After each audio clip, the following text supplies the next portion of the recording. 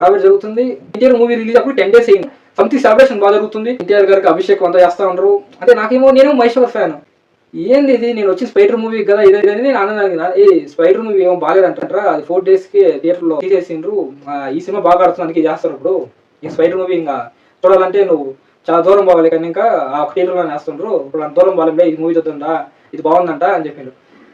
సరే అని చెప్పి ఇంకా టికెట్ తీసుకున్నాను. ఇంకా పోతాను. కానీ నా మైండ్లో మాత్రం స్పైడర్ మూవీ చూడలేనా, ఏంది నేను థియేటర్లో మిస్ అయిపోతాను మహేశ్వర్ మూవీ. అసలు ఇది జరగకూడదు. నాకు అదొక ఫ్రస్ట్రేషన్ మైండ్లో రన్ అవుతూనే ఉంది. అసలు ఏంది నేను మహేశ్వర్ మూవీ చూడకుండా పోవడం, నేను ఫ్యానేనా అసలు, అంటే నా మైండ్ చాలా నడుస్తుంది అది ఇది అనేసి. వీళ్ళేమో పద సినిమా బాగుంది అది ఉంది, కానీ నాకు మాత్రం మైండ్లో అదే నడుస్తుంది. చూడకుండా మిస్ అయిపోతాను ఈ మూవీ.